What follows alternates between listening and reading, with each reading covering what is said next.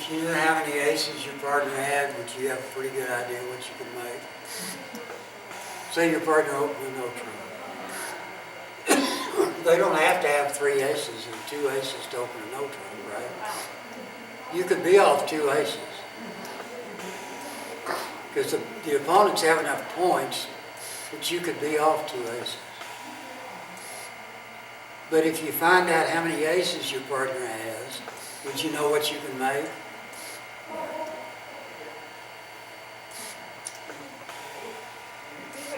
If he has 2 of them, he's in good shape. If he has 2 aces, you ought to be able to make 6, right? If he has 3 aces, you should be able to make 7. Well, you can check on kings, and if he has either one of these kings, you can probably make 7. This is the type of hand you should ask for aces with. Not.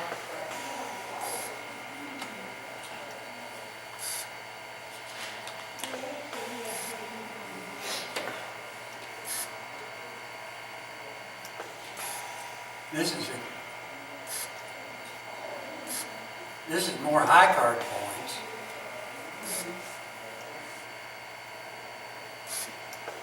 But now if you found out your partner has 2 aces, would you be pretty sure you could make 6? No. Or, here, let's do this. This is even better.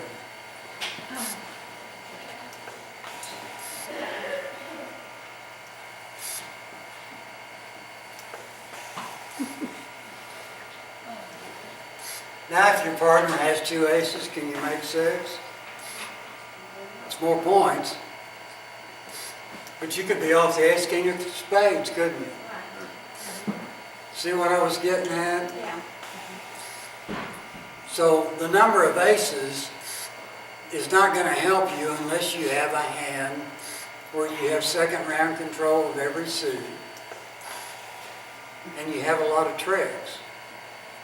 That's the type of hand that you can ask for aces with, not strong balanced hands.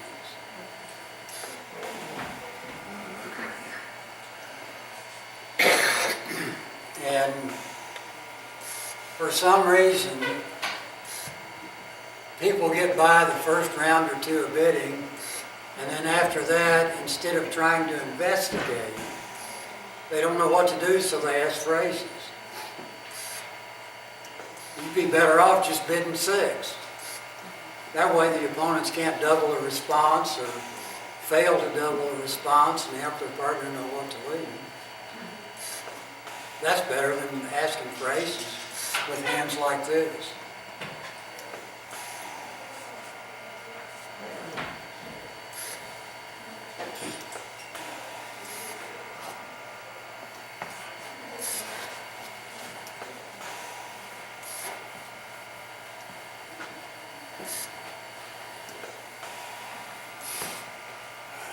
Okay. We didn't have any more. I'm sorry.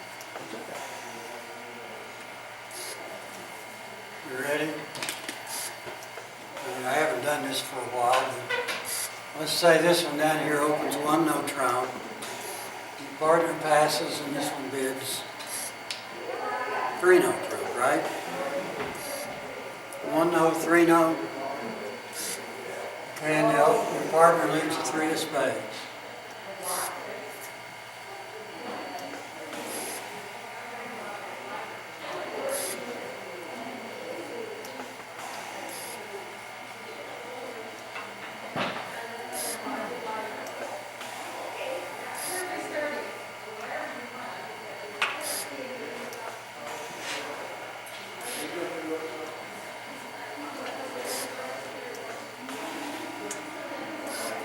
So what do we play? 2.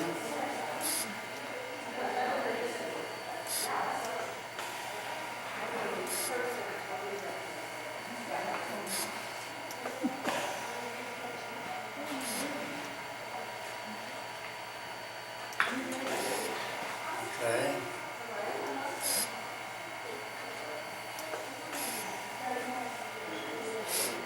What is the no trump bidder's shape? You got to lead At least two. Do you know?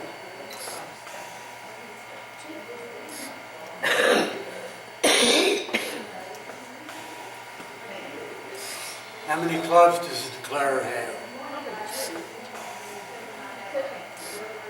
Could he have 3?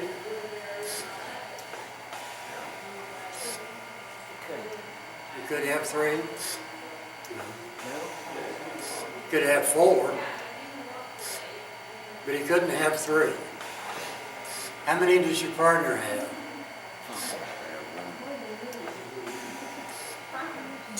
No. This is the dummy. Oh, the dummy, yeah, okay. This is us. Oh, that's us, okay. Okay. What does it mean?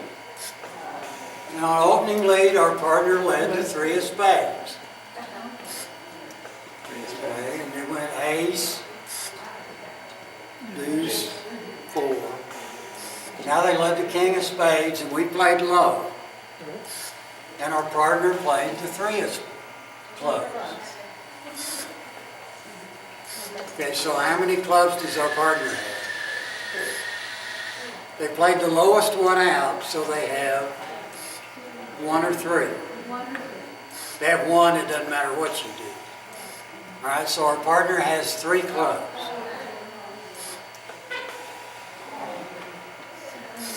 All right, that gives the declarer how many clubs? 2. And you got that by how? I hope you didn't say 5 plus 3 is 8, and 8 and 3 is 11, and 11 minus 13 is 2, right? What you should have said is the suit is 5, 3, 3, 2. If you know all those numbers that add to 13, you won't have to go through 4 addition and subtraction steps and wear your brain out. And this, everybody should be doing. This is more important than anything else. This is bridge. All right, so we know how many clubs declarer has because we said 5, 3, 3, 2. How many, do we know about any other suit? Spades. We know how many spades they have. How many spades does declarer have? How are spades divided? 5. Our partner has how many spades? 4. Did you pay attention when they led in the beginning? Remember the opening lead was what? The 3 of spades. And we have the 2. So how many spades does our partner have? 4. So before we play to this second trick, we already know that spades are divided 5, 4, 3, 1. Not 4 and 1 is 5 and 5 and 3 is 8. You see what I'm getting at? Spades are divided 5, 4, 3, 1. So the declarer has 2 clubs and 5 spades. What do you think the rest of their shape is? 3, 3. 3, 3. They probably would have opened a spade with 5 of them and another 4-card suit, right? So the declared shape is 5, 3, 2.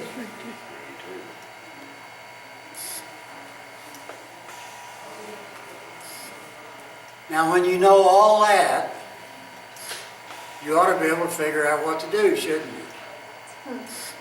If you know there's only 2 clubs down here, then the second time they lead clubs, you take the ace, right?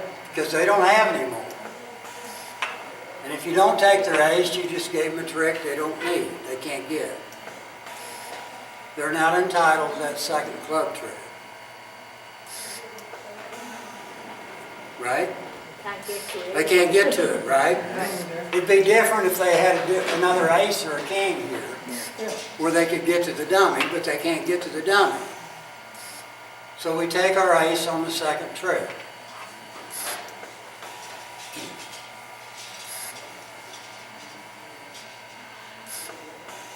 Now what?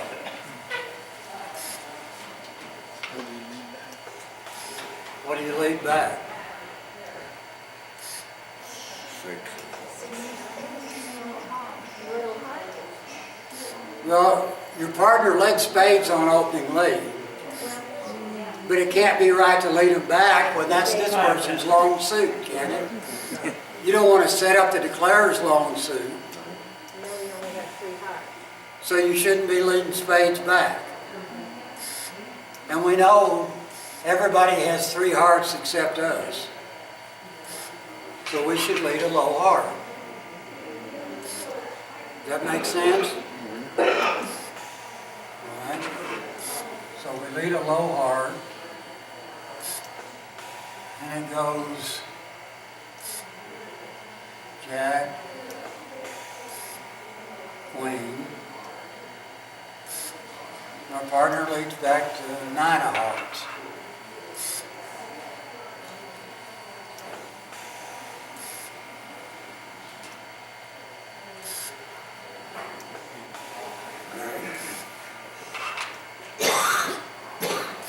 Now what? We know what everybody has. They showed us their hand, right? They did. If we were paying attention, they showed us our hand. So we know what everybody else has. So what do you play to trick 2 here? This next hard trick.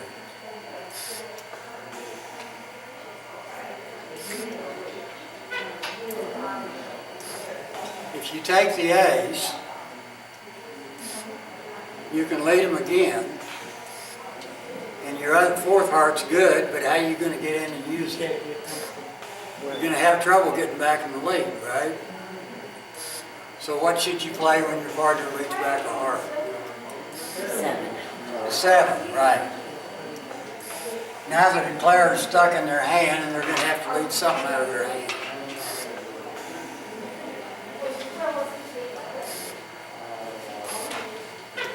Well, let's say they lead a spade out of their hand and our jack of spades, and our partner wins the queen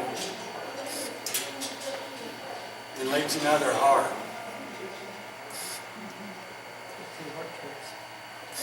Now, this one's good and that one's good. That's gone. So we can play our 4th heart, right? It's good. And when we play our 4th heart, let's say the declarer down here throws away a diamond. You know what your partner's going to throw away, don't you? What's your partner going to discard? A club, right. Your partner doesn't want those clubs in his hand, so your partner's going to throw away a club, and this one, if they threw away a diamond and kept their spades, now what do you leave? A diamond. That'll set up your 3rd diamond.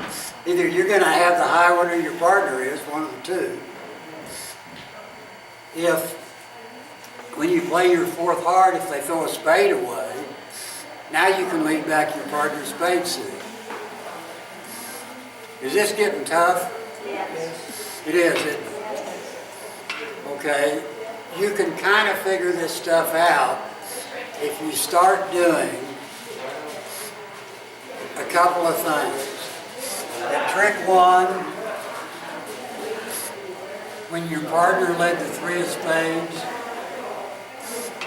before you saw anything else, before you thought about anything else, you should have said to yourself, well, my partner's got 4 spades. So how are spades divided? Well, that's this one's long suit. Instead of my partner led a spade, so I'm going to lead one back. My partner led one and they only have 4. Now instead of leading the 3, if your partner led the 5 or the 7 or something, now how many spades would you think they're going to have? Probably 5 instead of 4. In other words, if they lead this, there's no room for them to have 5.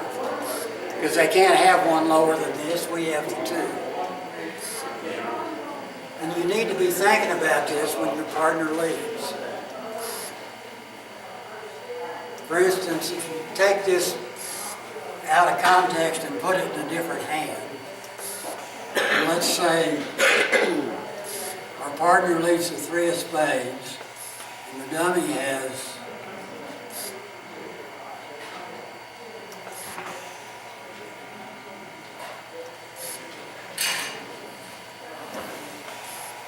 that, and we have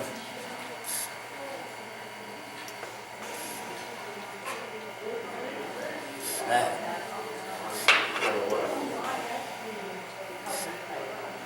My partner leads the 3 of spades, they play the 6.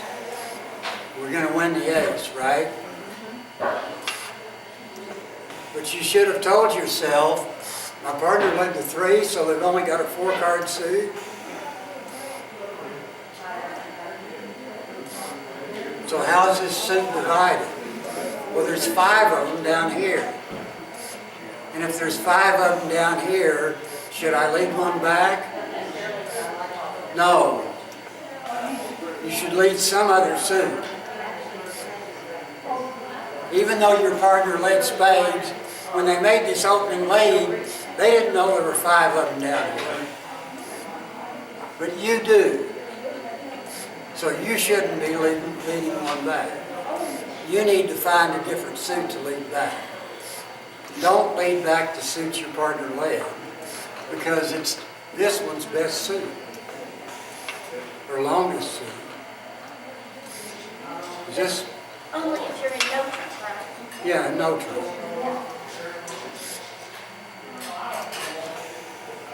But you still know that this one's got 5 of them. If you pay attention to these opening leads. And you wouldn't have to have the deuce. You could have, it could be like this. And you still know your partner's only got 4, and there's 5 of them down here. So when these things first happen is when you need to start doing this. And if you start doing it, you'll get used to doing it, and it's easy. It's the same way with, like here, all you know is that in this suit, the declarer has 5 of them. But over here, when our partner led the 3, and there's only 1 in the dummy, we know the declarer has 5 of them. But we can also find out how many cards they have in the second suit. We found out about spades and clubs after the second trick. So after the second trick, you knew exactly what this person had. If you paid attention to the opening lead, which told you your partner only had a 4-card suit, and when they played clubs, your partner played the 3, which is the lowest club. They're playing up the line, so they have 3 clubs. Now, if it had gone king of clubs, deuce, 4, 6. Now can you tell how many clubs your partner has?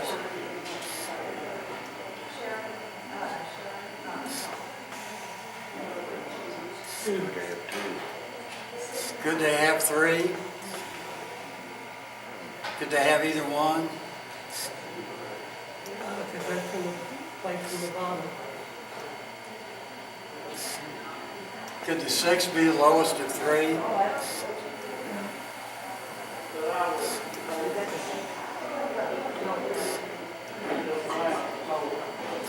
What 3 could your partner have?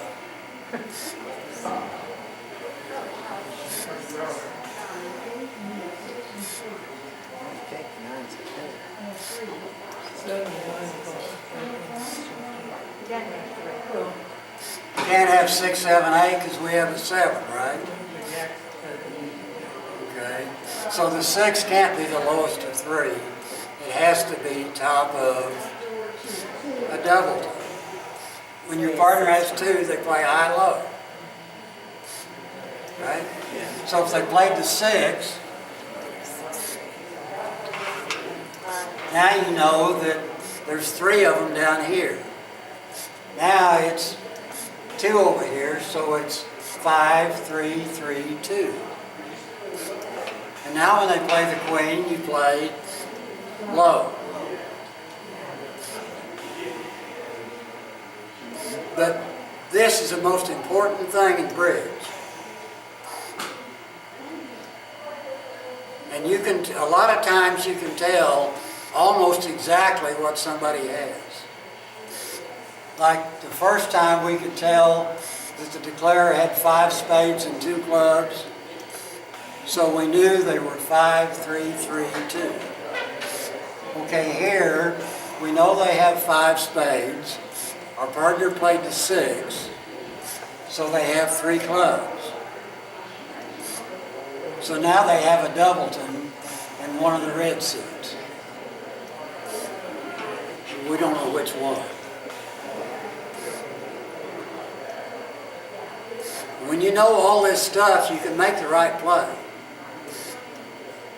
But you've got to pay attention to the opening lead and the cards your partner plays. You can't just follow rules like leading your partner's suit back.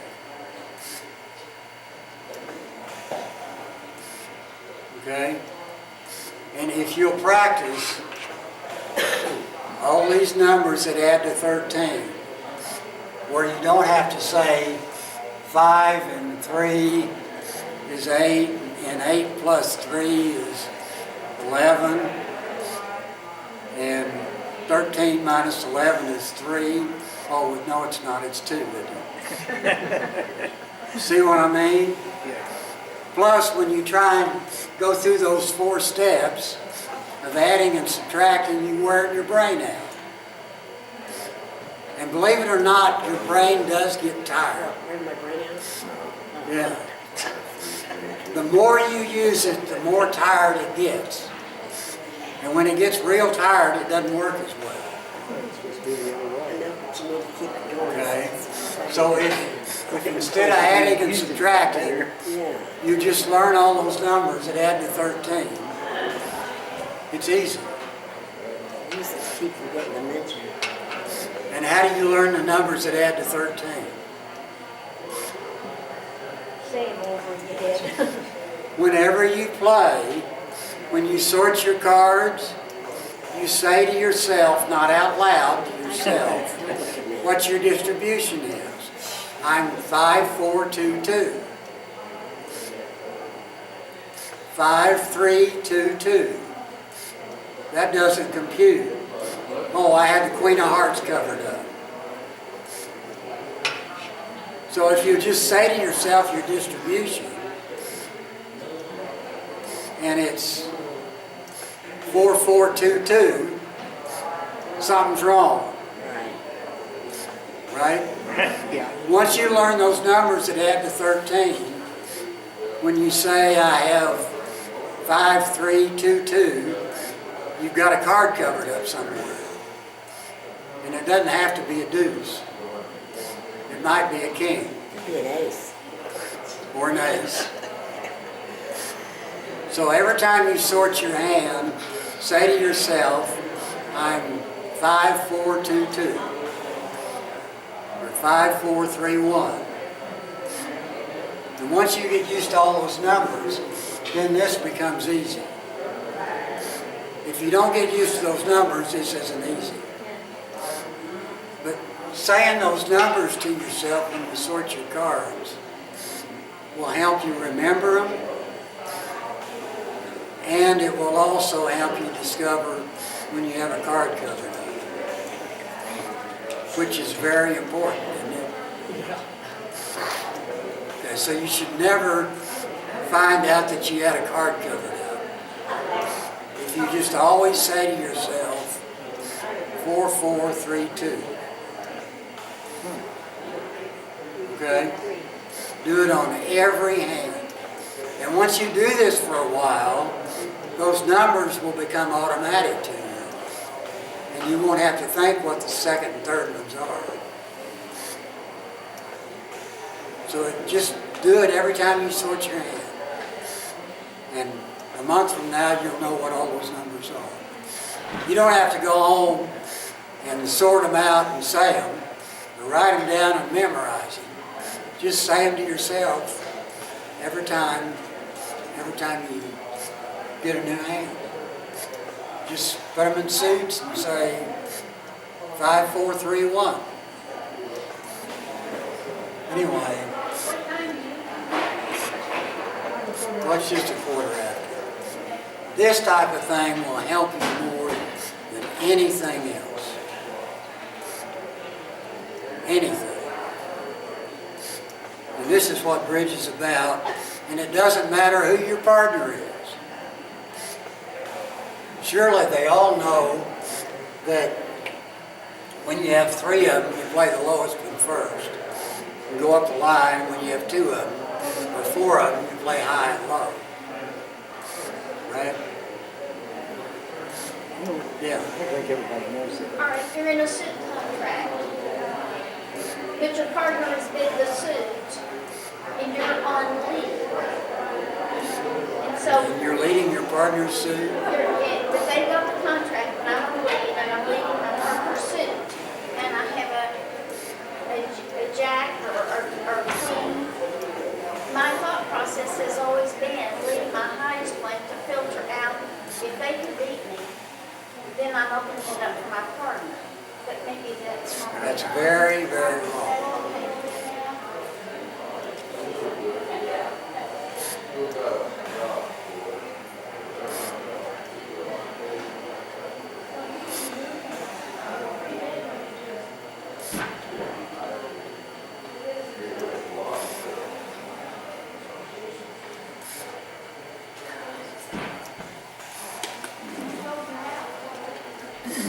What happens when you lead the queen?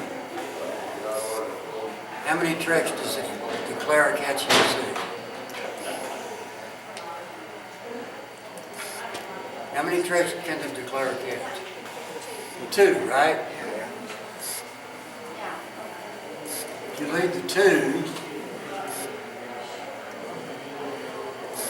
now how many can they catch? One.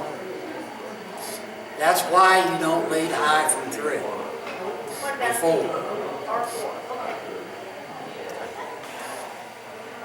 You lead low from 3 or 4. You lead high when you only have 2. And that's why. Now if you've raised your partner where they know you have 3, now you can lead the 9 from 3 to the 9. You can lead high from 3 small. But don't lead high from 3 to 9. If I changed it, it's the same thing.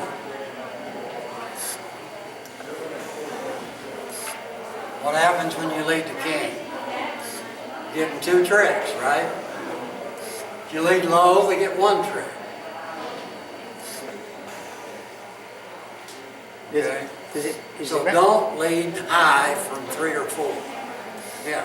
Does it What if matter? you had the ace, X, and would you lead your partner's ace? If you're going to lead the suit and you have the ace, you lead the ace. Don't lead low. Ron, what about a sequence like King, Queen, Jack, or Jack, 10, 9?